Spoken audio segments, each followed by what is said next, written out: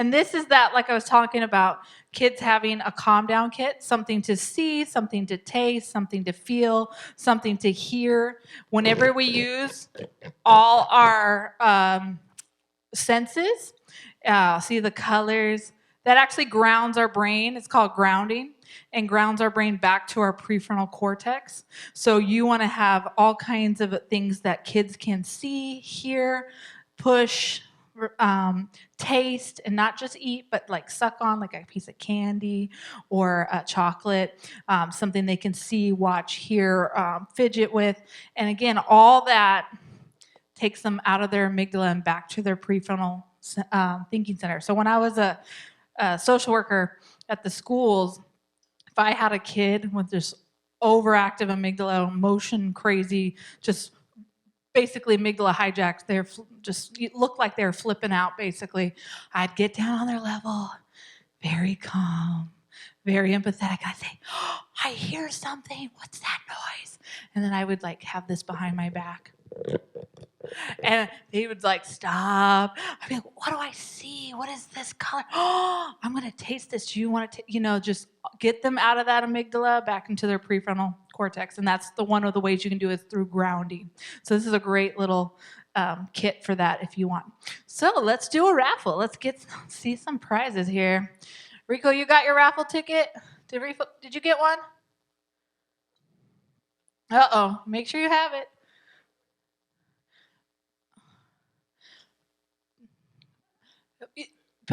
Did you get one? Pastor Chris, before you go, can you grab Rico one on the counter? Thank you. Make sure he gets one so we all have a chance to win these lovely things. Yes, yep, that's it. Yeah, that's Rico's. That is Rico's. Rico, where are you going? No, give it to Rico. Give it to Rico. His is in here.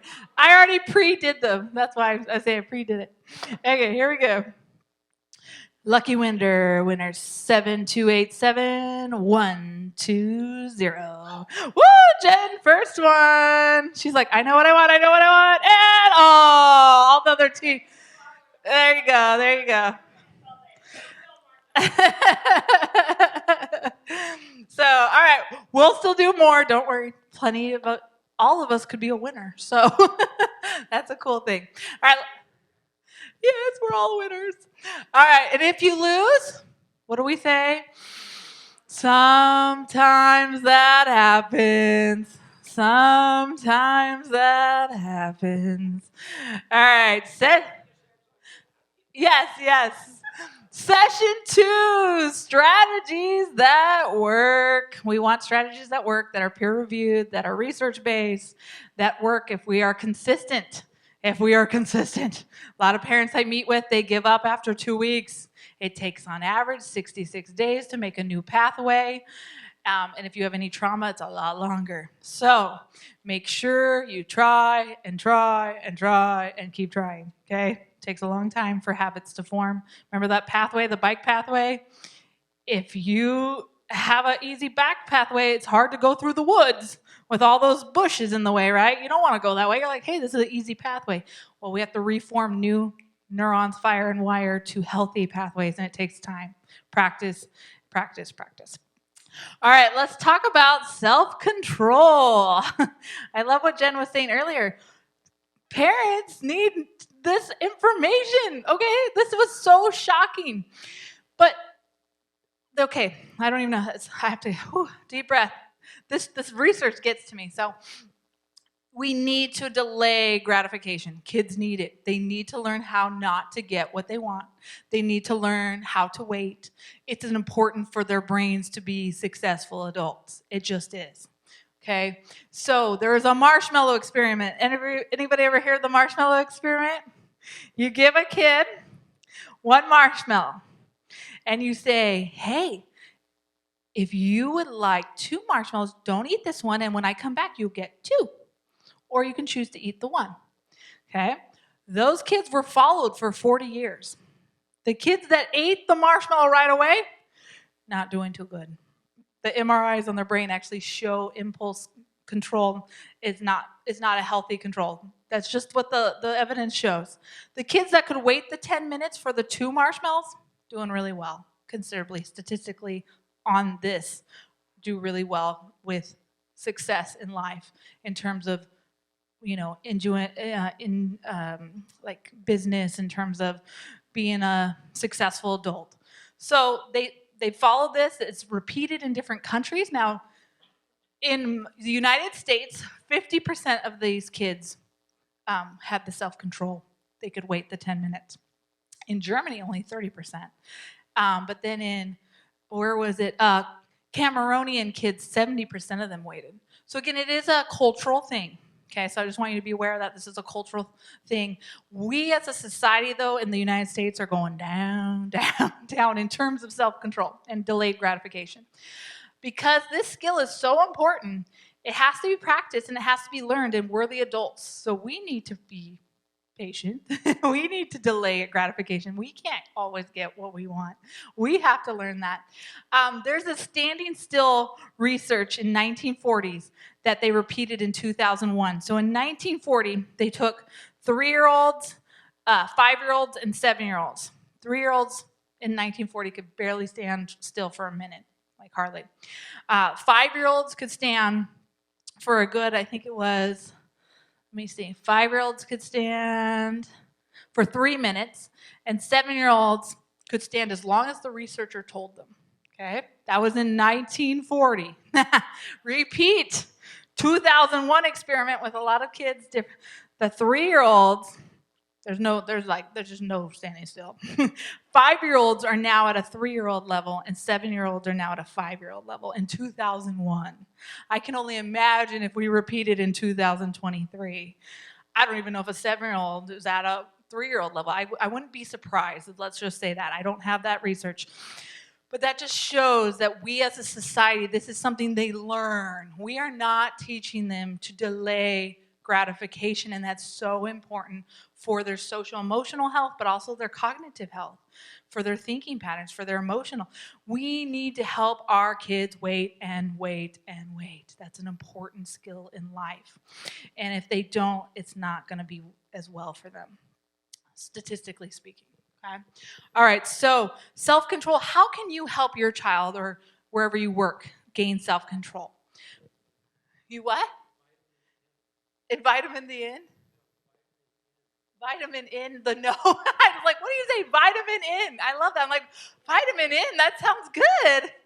Vitamin in. No, no, no. And you can say no in different ways.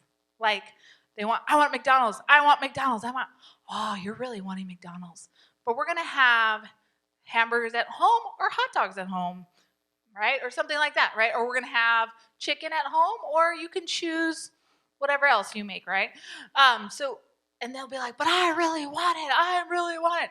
I know. Empathy. I know. But in this house, we're going to choose this or that, right? And it's really important to delay those rewards. Kids don't need rewards immediately either. They can remember, they can wait. We just have to teach it. It's not easy because we don't want to wait ourselves. Like I said, mindfulness, grounding, having them focus. I love, like I said, there's a teacher. Every morning she has a mindful activity for their kids, and it helps them focus throughout the day.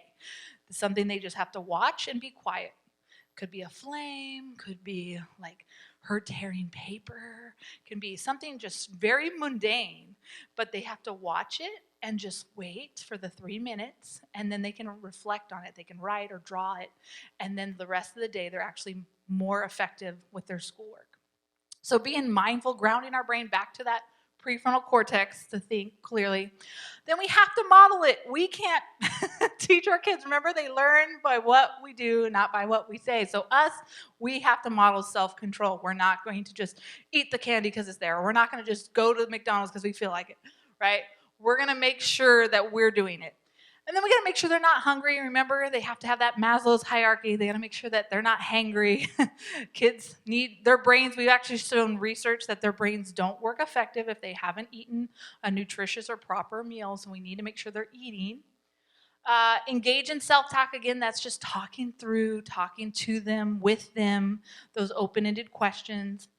And then role-playing possible scenarios. What happens if we wait? What would be the worst possible scenario if we waited?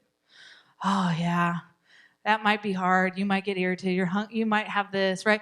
But what's the best possible scenario?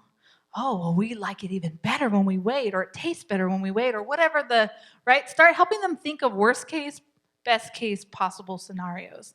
That helps them actually cognitively link it to neurons wire fire. Oh yeah, I can wait. And when I do wait, there are some benefits. Help them to get that pathway going now. And then you can reward the brain when they do great self-control. We do have dopamine. It's a natural feel good. And that's why it's nice to have a little, sometimes gummies or something that they, as a reward. And again, remember when they're younger than 12, they need a concrete, something that they can tangibly taste or look at because they don't have the theoretical brain till after 12.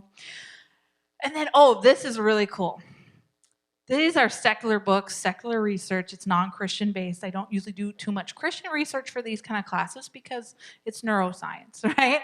But prayer over mindfulness and over grounding activities for 5 minutes for kids per day has been more effective than mindfulness and grounding for them to focus and have delayed gratification and help them with self-control. So there you go. And that's non-Christian research. So thought that was really cool. Grounding, which is that using all your senses to like help them get back to their thinking center, like all the 5 things you can see, 4 things you can touch, doing something like that, 3 things they can smell, 2 things they can taste, that kind of thing. Okay, so those are things we can do ourselves. Again, we need to role model it because our brain cells work hard to do self-control, and we have to foster that. And so we need to make sure that we're exercising self-control as well. All right, here's some strategies that work, and we're going to practice these in session 3, but I want you to get this is all from Love and Logic. This triangle here is from Love and Logic. And I'm certified to teach this. And so Love and Logic is a program that's been around for about 40, 50 years now.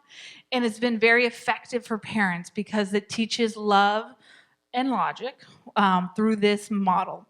So the first step is empathy.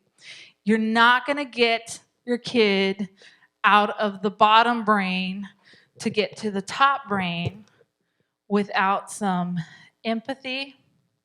This thing. You need to have empathy to get them from the bottom brain to the top brain, okay? So that's why that's number 1. You need to have empathetic statements. And I have them out there in the foyer for you to take home with you so you can practice. But remember, empathy is not just what you say, it's what you do. That nonverbal, your facial tone, your body language getting down on their level, it's talking softly.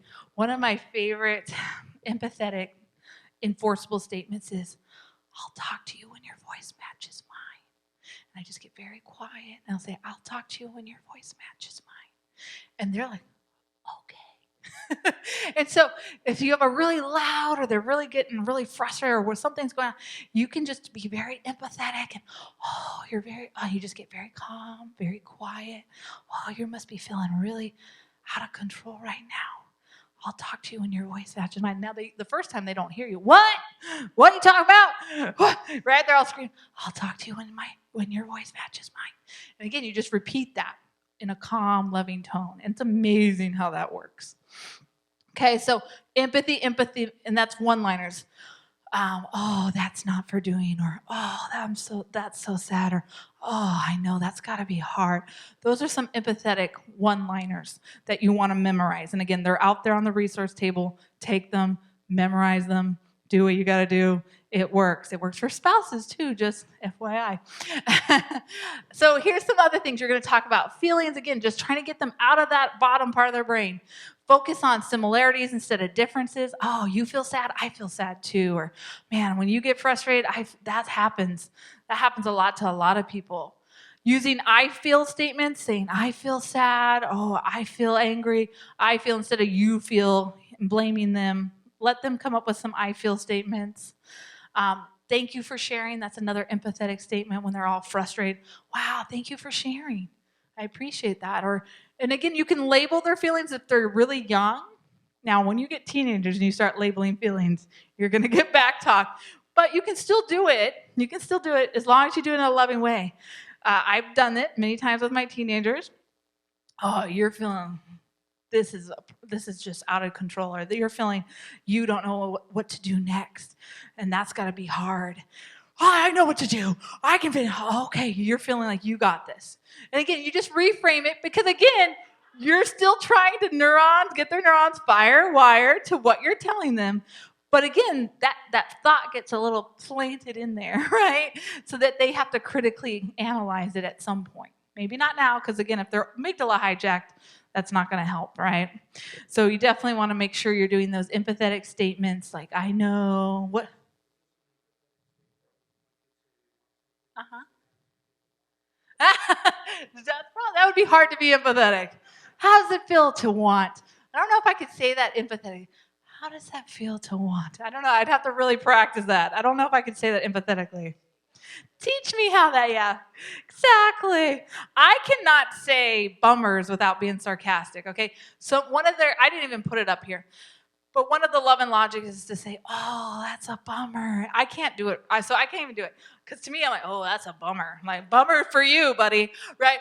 So you have to be careful what works for you may not work for another parent or educator, right?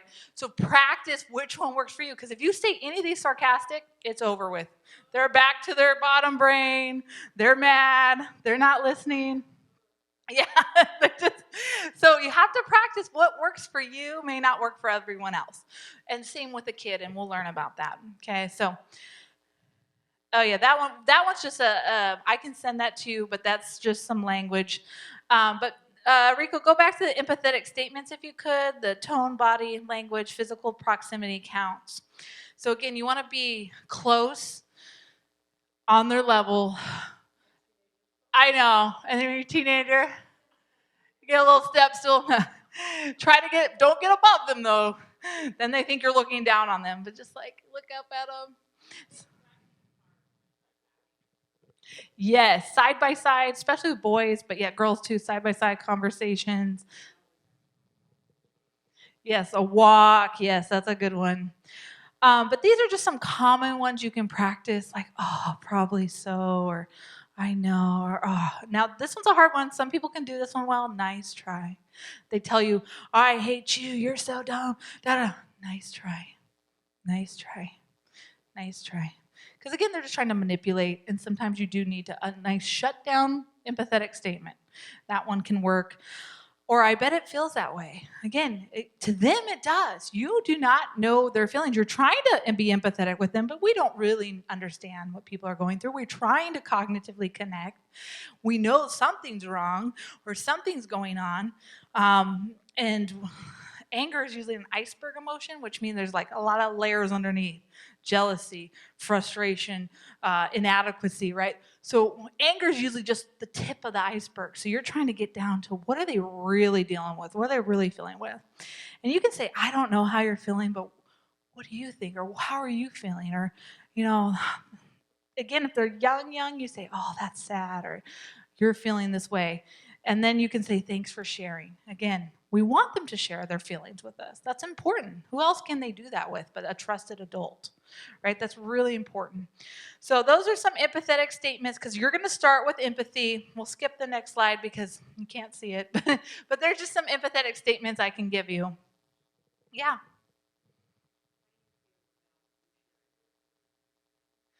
Okay. Right. Okay, I'd be really careful with that one. Here's why. Because we don't make other people feel ways. We choose how we feel. I know that can be like, what? But we actually do choose our own feelings. Now, sometimes it feels like we don't because we're in that amygdala. It doesn't feel like it. But we want to get them to the point where it's like, there's not a blame, but we want them to be empathetic to us. So what I usually do, or what I feel is helpful, is like, how do you think I'm feeling about that? How do you think I might feel when you say that to me?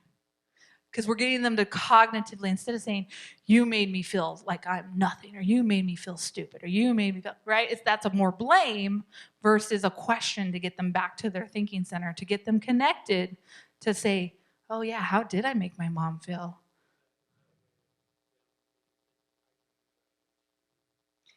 Yes. The less we have that they can use against us, the better. And it's hard, right? I flip my lid sometimes with my teens and like, I just want to yell at them, right? I'm like, you're yelling at me. Yes, exactly. Oh, yeah. And especially kids who have been adopted or have any trauma, they are looking to push your button to make sure they can fight with you. So anytime you react instead of respond, they're going to get that. So you want to respond well, not react out of your own amygdala, your own emotions. You want to get back to your prefrontal cortex. Remember, you say, I think better when I'm calm. I'm going to take a break and get back to you. When you're really frustrated, when you feel that first red light in your tummy and your arms and your head, with anybody, you can use this.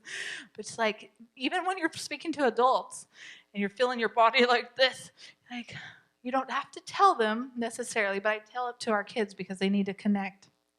But I can say to myself, even talking to a coworker, yeah, I should not respond. I think better when I'm calm. So I can tell a coworker, I'll get back to you on that. Let me think about that. Or with a spouse, let me pray about that before you talk to them, right?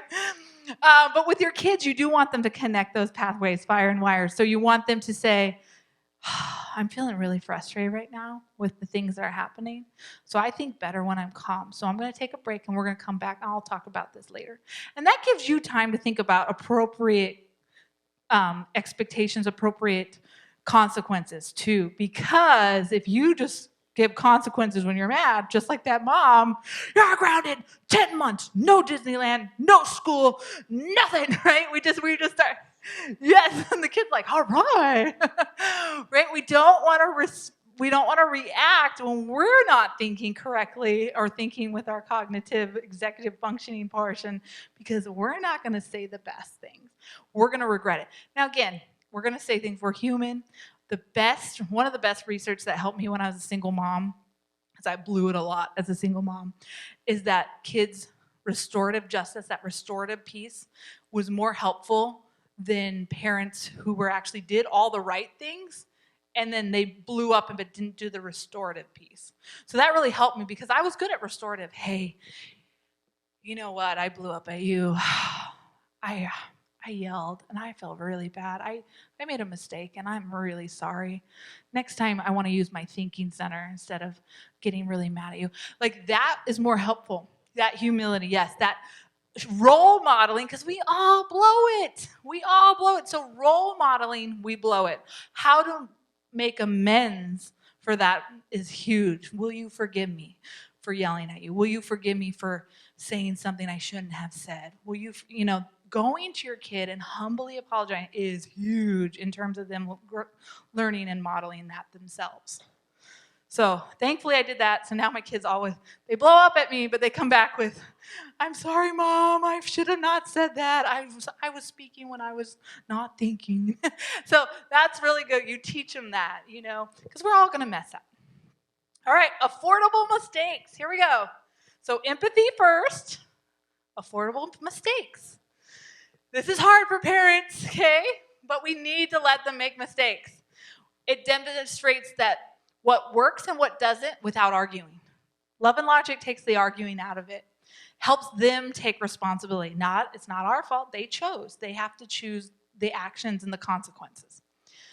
And it fosters a learning environment. Again, getting those pathways going. And it prevents non-affordable mistakes later. So again, if we can let them do little mistakes now, prevents big mistakes later on. And we create an environment where they take responsibility for their actions. I can't express that enough because they need to take responsibility for their own actions, and we can't be blaming society or parents, or they have to take responsibility for who they are as young adults. So here's some affordable mistakes as a young kid. They can choose not to do their homework and get a bad grade. And guess what, parents? You have to be okay with it. It's not easy. I'm a straight A, summa cum laude. I expected all 6 of my kids. They're going to go to get a graduate degree. They're going to be straight A kids, right? Not one. God humbled me and said, nope, not one kid. You're not getting one. They're all creative. They're all godly kids in other areas, but that's okay. So you just have to accept that they have different learning modes. And there's 12 different types of intelligences. So again, it's not about the grade. Sometimes we have to reframe it. It's not about the grade. It's about we want successful brain adults that will go great later on. They'll love people. They'll be empathetic. They'll be able to take responsibility. They'll be able to have self-control. They'll be able to run companies. But they may not have straight A's. Okay? Straight A people, actually, if you read the research, they actually have higher anxiety and depression anyway. So C kids are the best. The CB kids, so they just have it better.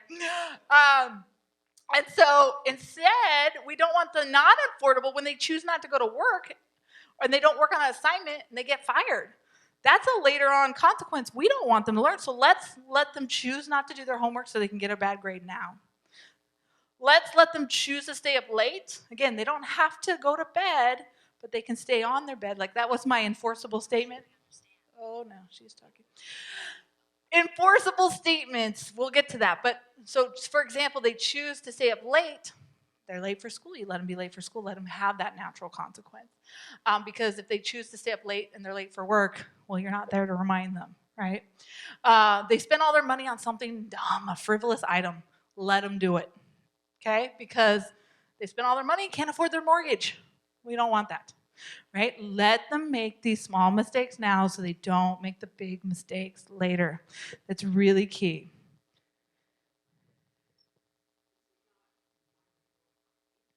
That's right. That's right. You can choose. I tell my son all the time, if you want to graduate, that's up to you. I'm here to help you if you'd like. I'm here to facilitate. I'm here to give you whatever you need, those tools to help. But at the end of the day, it's your grades, your life.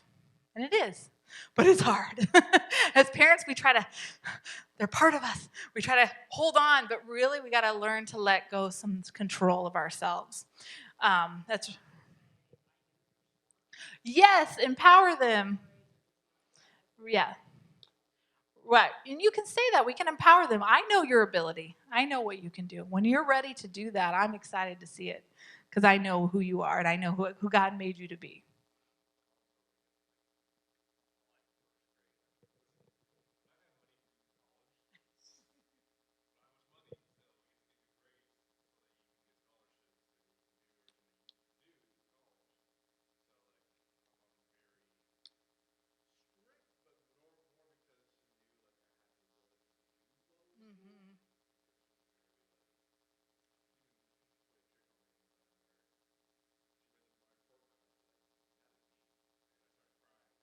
Oh no! You're like, not on me, not on me. That's cruel. I would have cried too. Yeah, that's cruel. That was so cruel. It's almost like saying mermaids aren't real. Yeah, right. It's like, that's traumatic. That's too traumatic. I don't like it. Say, don't say that, Mom. All right, we got to get into consequences, okay? We do need to have boundaries for our kids. Remember that safety, routine, consistency? So, but first, empathy to open up their prefrontal cortex, to get their brain going. We have to do the empathy. We have to let them make the mistakes. But then they have to have consequences for their mistakes. But we want the correct kind of consequences, okay? We do not want illogical. We want either natural or logical. So natural just means it will follow the consequence. For example, does your school does this? Yeah. If you're not, no, it is. Okay. Yeah. Right. It's hard to come up with it if that's not the way your brain thinks. I would ask Rico. Um, or we have this friend back home, Sean Sweet, and he came up with the most like genius logical connections I would have never thought of. For example, his daughter didn't want to do homework. He's like, yeah, no problem, no problem. You don't have to do homework. I just need you to go outside and pick weeds. I'm like, that's not logical. He's like, yeah, but I told her, I said, girls who usually don't get good grades are going to have more manual labor jobs. And so they might want to just get a little more used to that. And I was like, oh, that's genius.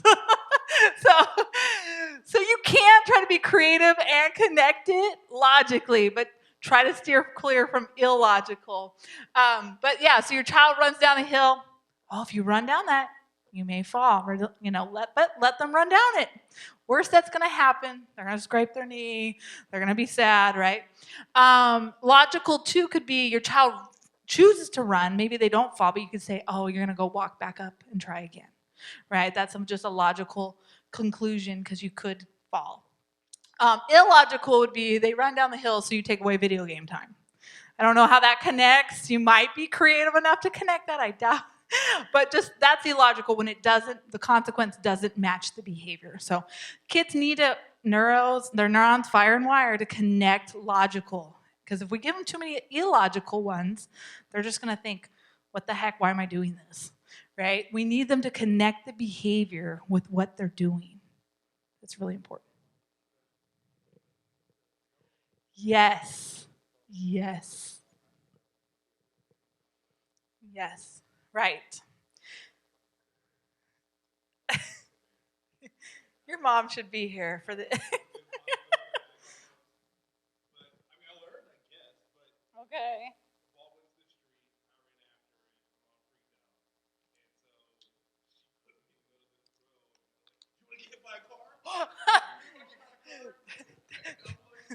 Oh no.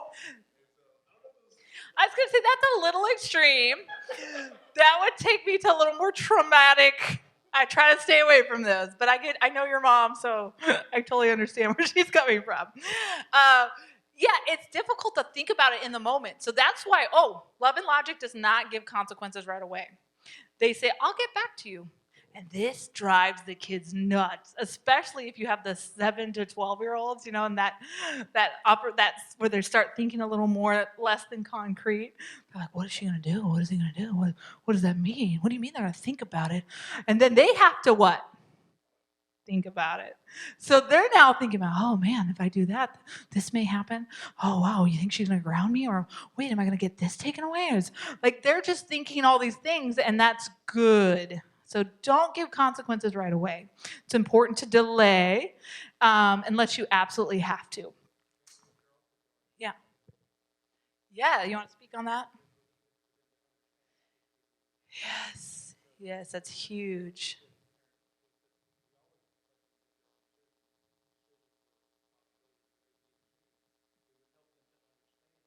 Right. Yeah. Right. Fearful obedience is, we rarely need that. I mean, like if a kid runs in the street, it's like, get out of the street, right? There's times for that, right? But fearful obedience is one we do not want to employ very often. We want, like you said, to connect that and let them have the choices. And we're going to get to choices. But enforceable statements avoid all power struggles. So again, we start with empathy. We allow them to make mistakes. We delay consequences. And here's enforceable statements you can give, like, we'll talk about it, but they avoid all power struggles. It helps us keep calm. It helps us share control. It helps them, again, not out of obedience, but out of they want to learn. They want to connect.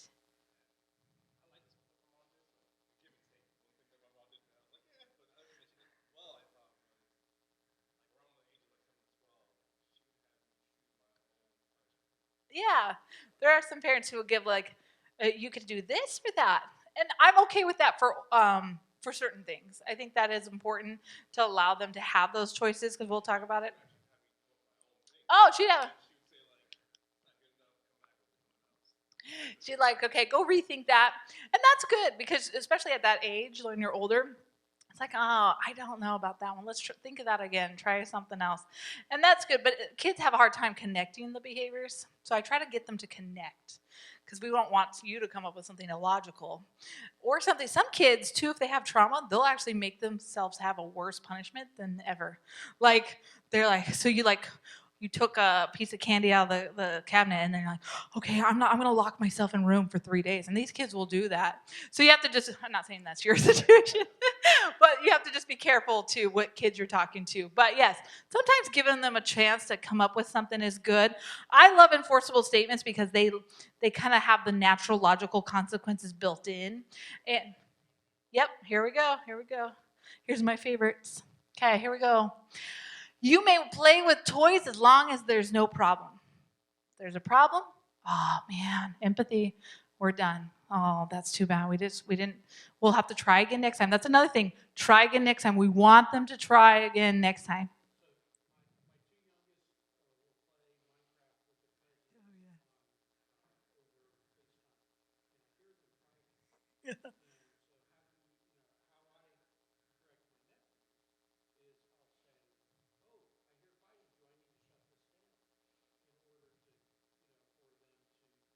Mm-hmm.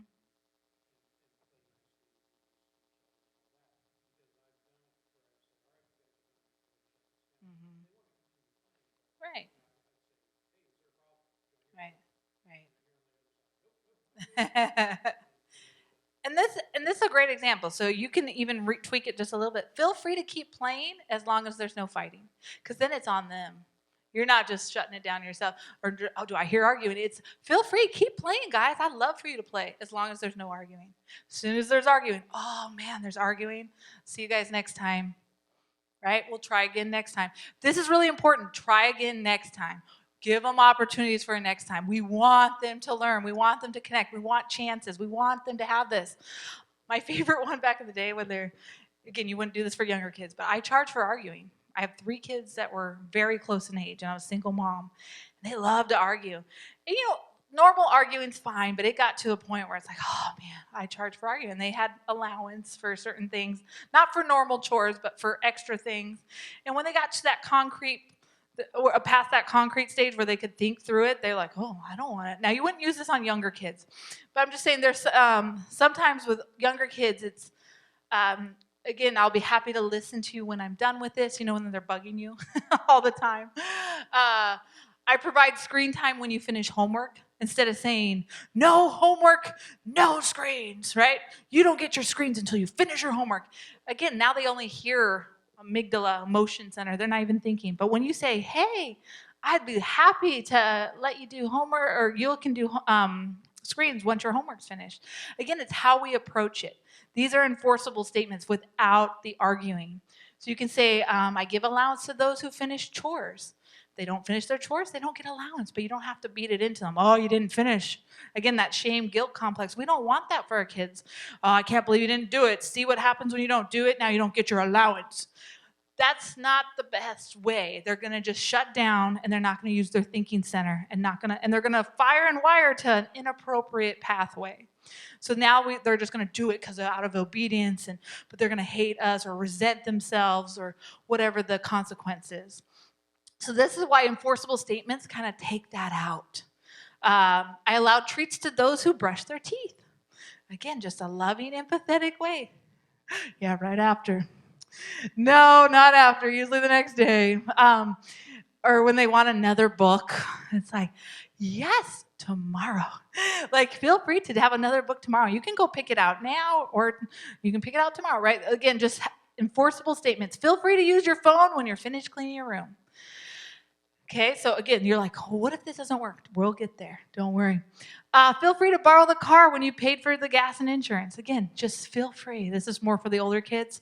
But these are just saying what you expect in an empathetic, loving way. And this is really, it does work. I'm telling you guys, okay? But here's some tips. You got to have tips to help with these. You got to decide on these before. Feel free, yes, you guys master the empathy voice. Master it, practice in your bathroom. Put up enforceable statements, your favorite ones, like 2. Don't pick more than 2. Your brain can only handle so much. Practice on your spouse, practice in the bathroom, practice whatever. It takes practice. This isn't, remember, you're creating new pathways yourself here if you've never done this. So you're going to have to practice 66 days after today, and you'll do it. You can do it. And you need to practice no sarcasm, okay? And if they do not listen, you say, here's how you say it. No problem. I'll take care of it. You say it very loving. No problem. I'll take care of it. And so, for example, if you say, feel free, what was one of the examples? Which one did you want to use? Oh, yeah, feel free to use your phone after cleaning. They don't clean. Do not take their phones right then. Okay, because that's a power struggle. Get me that phone. You didn't clean your room. I'm taking it right now. No, no, no, no. Yeah. No, no, you can. You can do that if there's no power struggle. If there's a power struggle, shut it down. Because remember, power struggle, they're in their fear, their amygdala, they're not even thinking, no prefrontal cortex, no cognitive ability, is very limited. So, no problem. I'll take care of it. You clean the room. But guess what? That phone at night, well, I don't believe phones should be in the room at night anyway, but that's beside the point. But wherever that, when they're sleeping, that's when you take it. Kids, young kids, feel free to play with the toys before bed and then pick up before bed, right? It's like I keep toys that are left on the floor. That's a great enforceable statement for younger kids. I keep toys that are left on the floor before bed. They go to bed. They didn't pick up. You don't yell at them. You don't say, I can't believe you didn't pick up these. What are you doing? I'm stepping on. Nope. You just say, I love you. Have a good night. They wake up and guess what? Those toys are not there. You put them in a bag. Mom, Dad, where's my toys? What happened to them? Oh, man, buddy. Yeah, boys who don't pick up their toys before bed. Man, that's got to be hard. You want to talk about it? Oh, I'm so mad at you. I hate you. I hate you. Oh, I know. You're really sad right now. You're really frustrated. I love you too much to argue. That's a very big one. I love that one. That's one of my favorite. I love you too much to argue. And then they might slam the door, But again, a couple more of those, and they're pretty good at, now every kid's different. I've had some really challenging children over the years. But most kids, when you do this consistently and lovingly and empathetically, they will get this down. They'll be like, oh yeah, I got to pick up my toys. You'll see them even at night. I got to pick up my toys. She's going to take them again in the morning. I want to make sure I have these, and they put them away. But they're learning, like, if I want to have something, I have to take care of it, right? And my mom's not mad at me when I wake up and she's not angry, yelling at me. So it helps them fire and wire to, I am responsible for my toys. I am responsible for keeping it clean. I am responsible. If I want something, I need to take care of it. Versus if I don't take care of it, my mom just yells and then she gives it back to me. Or my dad just calls me whatever and I just get mad and now I hate myself. Right? This is what helps them fire and wire those good pathways. Yes. Yes. Yes, everything is a power struggle for a 3-year-old. So we're going to give them choices. So provide those natural, logical consequences. Remember, not now, later on after you're calm. And love and logic never reminds. That's just who they are. Their logic is don't remind kids because they can remember and can do it. We want them to be thinking about it. I still remind sometimes. I'm not like against reminding. But I just think that we do want them to get in a habit of where kids kind of learn on their own. It's not, you don't go in the room, because this is the temptation I have to rescue. Oh, remember, boys who have toys on the floor before bed, I keep. Like, you're like really hoping that they'll just do it right at that moment, right? You're just trying to, boys who don't, like you start getting panicky. And just let it go. Don't remind, let them. You can do timelines like I told our kids, feel free to have the lawn mowed before Saturday at 6, right? That's a great one for older kids. For little kids, feel free to keep the toys after they're picked up after this, they need a concrete or some visual. But yeah, any kind of visual or any kind of timer thing that you use for younger kids can work. Older kids, you might give them a specific time, a specific day. Our kids know that this time on this day is chores. Feel free to go out after your chores are done. It's Saturday at 6. Then they know. If they don't, then I do them without telling them, and then I charge them. And, oh, Mom, you took up how much? That vacuuming doesn't cost that much.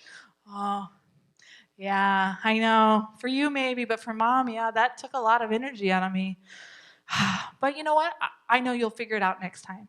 Again, give them that next time. I know you got it next time. But for a 3-year-old, choices, choices, choices. We're going to get there. It's coming. Don't worry. I'll get back to it. But this is why counting doesn't work for kids, for young kids, okay? You've all done it. Don't lie. We've all done this. Well, pick up your toys, 3, 2, 1. You used 3, 2, 1. You didn't do 1.5. A lot of people did that 1, 2, 3 magic. Again, I'm not totally against it. I'm not saying it can't work, but we really want kids to do their own thought process without us getting frustrated. This tends to frustrate parents a lot because it trains their brain that they can ignore you.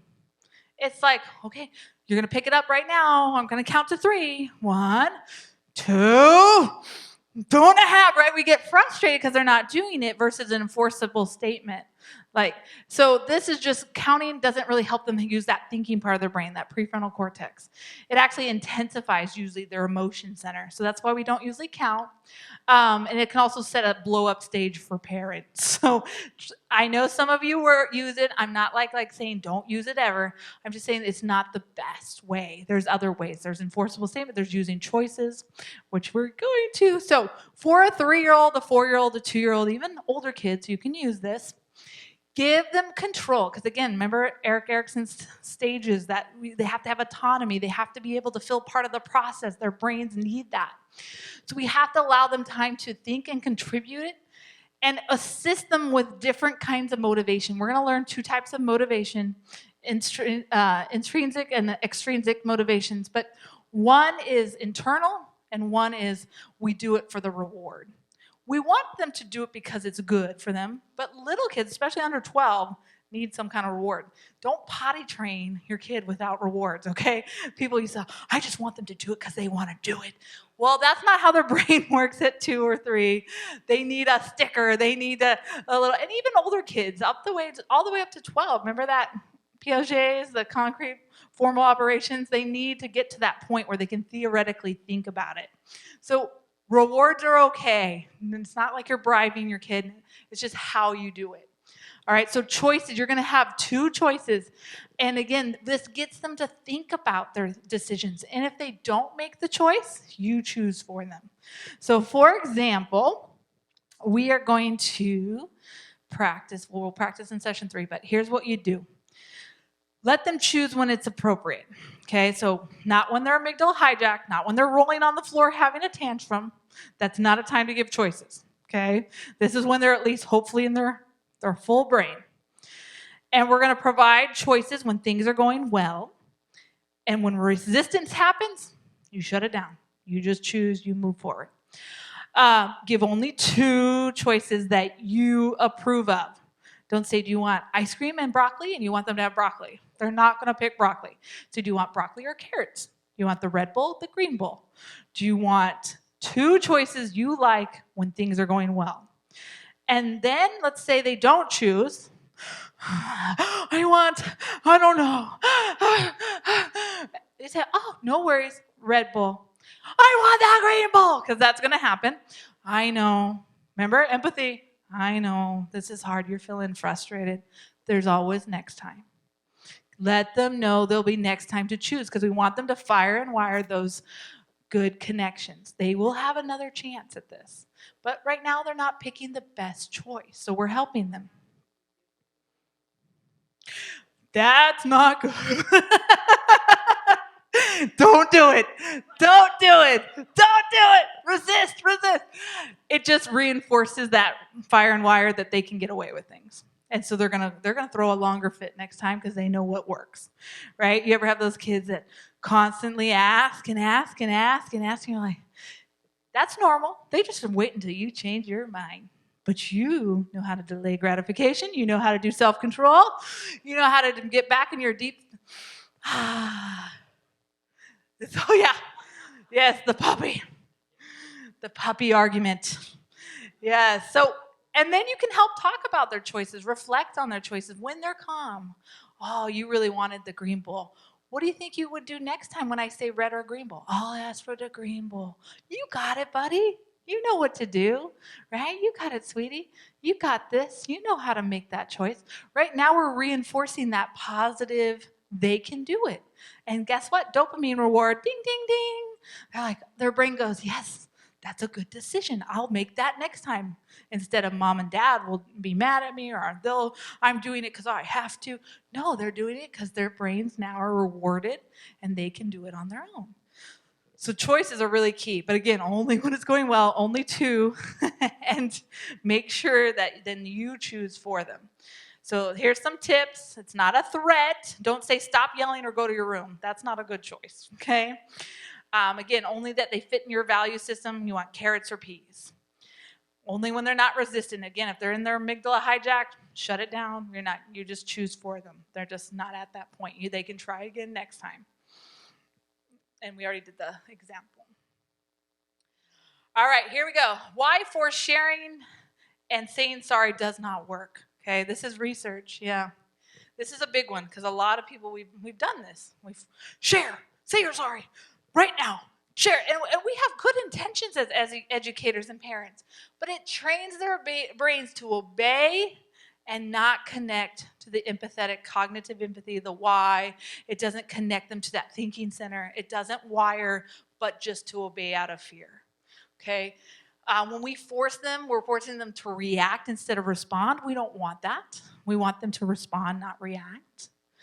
And we don't always know the entire story. I was a teacher for years, and it was just like, they'd come up to you, Miss Jaime, oh, so-and-so took it. And, our response is, yeah, give it back. But really, they're coming up to manipulate. These 3-year-olds are like, I got her, didn't I? Because they really weren't the one. They were the one who took it from the other kid, but they wanted to get to me first because they knew the other one was coming up later, right?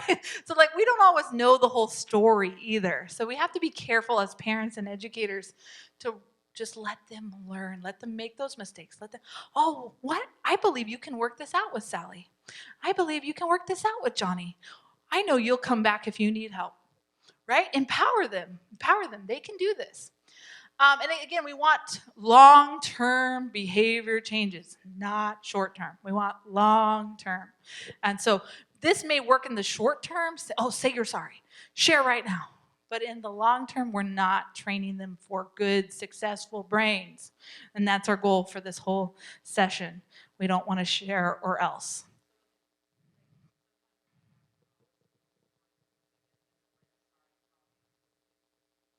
If they are really wanting to, I would never force it. So here's what I would do instead. The out framework. They have to own their actions. If they come to you and they're like, oh yeah, I did it. And you help them understand, how did that affect you? How did that affect the other person? And then tell what you do differently next time. So instead of saying sorry necessarily, because sorry is just sorry, but what I do next time differently is a huge reframe, right? Because now it's like, hey, you took a toy. What happened? Oh, you took that toy from them. Help them understand, how'd that feel? What did their face tell you when you took that from them? And then you say, well, what would you do different next time? Oh, I'm going to ask them. That's much more likely that you're going to get the optimal outcome than say, I'm going to say sorry. And there's nothing wrong with saying sorry. There's nothing wrong with saying, please forgive me. That's important to establish and role model that. I'm just saying we do it so often that we're not connecting them long term to really think. So this is an out framework that, again, she talks about. And you can really kind of reframe it to help them come up with better decisions next time.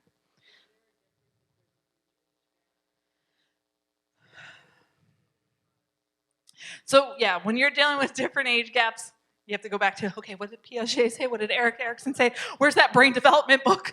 It is a little more challenging, right? But the good thing is empathy can be taught throughout adulthood, young adults, even though it's optimal between the 3 and 6. It's important to remember development, but also you can still teach and model young, old, depends, various levels, wherever they're at. And this out framework, I feel like we can use it for adults. Hey, what did I do in that meeting? Oh yeah, I could have done that differently. How did that affect our coworkers? Yeah, that probably wasn't the best idea. What could I do differently next time? Because again, a boss can use this, right? And in a loving, empathetic way to get your coworkers all trying to be teamwork and cohesiveness. So you can use this out framework for everybody. But yes, it does, depending on the situation. All right, we're almost to lunch, guys. I swear, we have one more and then a raffle. All right, timeouts. I want you guys to I want you to think of timeouts differently. A lot of times we just use timeout as a punishment. We're here to disciple. We're here to discipline, not punish. We're here to train. Disciple means train. It's the root word. We are training these kids to think in their prefrontal cortex. We're training them to get connective and good neural pathways, right? But timeout, a lot of times we use it ineffectively. You can use it effectively. Okay, there is hope. Use it as a calm down space, not as a punishment. This is where they can rethink, re-engage. This is where they can regroup to be that good parent and encourage them to think of ways they want to help fix that situation. You can even say, well, you know, I'd love to hear some situations of how you're going to fix this. When you're ready to talk, I'm ready to listen, right? And they're, I don't know. Oh, feel free to talk to me when your voice matches mine after you take a little break in the, whatever you call it. Some people call it redirection corner. Some people call it the calm down space. Some people call it just whatever you call it, a safe space. It's a safe space where they can kind of like be mad and kind of redirect themselves. Instead of go to timeout, sit there and until you think of a different, scenario. Yeah, I mean, you're 5 minutes. They don't understand that. That brain doesn't compute 5 minutes at 5 or 4 or 3. It's hard as adults to compute even that. So, and then say, I'll be glad to listen when you're done or when you're feeling more calm.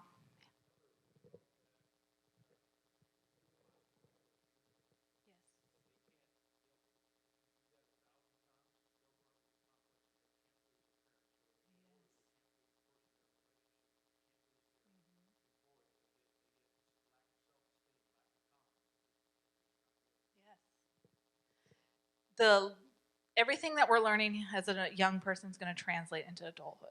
All those pathways we're developing is going to develop. Right.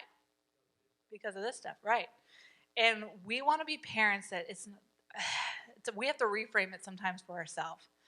Parenting is about discipling, not punishing. It's not about you will obey me or else. It's you will obey because you want to, because you have learned how to connect the dots. I've helped you with that. That's so cool. You made that connection because I was there to help you connect at different levels of age development. I don't know why I got allowed to have babies that have all these stages and animals, they're born and they're like walking, right? We're not like that. And kids that are in orphanage that are born that are fed and diapered and they don't live because they don't have the social connection. So that's God put that in us. So we have to have that connection. We have to have that social interaction, that trust versus mistrust. It's like if we don't have that trust, they die. Like that's just how, and we have to raise them through these age development stages. And if we don't know these stages, how are we going to help them best connect and make these best choices as adults? And it's not about pleasing us. It's about making those connections so they can be successful later on. Because we all have different preferences. We all have different ideas. We all have different values. And teens want to press, the teen book will tell you, they may have the same values of yours, but they want to test your values. They may even they're more likely to have your values later on in life. But as teens, remember, they're just wanting to try to push every kind of button because they want to see what you'll say. And it's really important that we don't inflict our values on them just because we want them to, you're going to believe exactly what I say. I tell you right now, this is what you're going to do.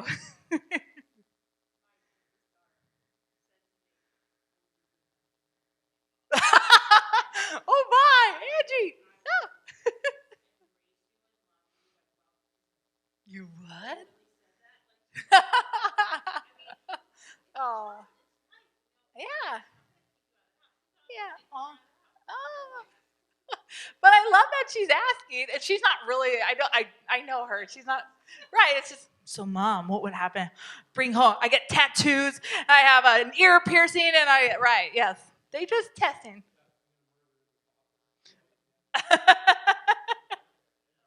Yeah.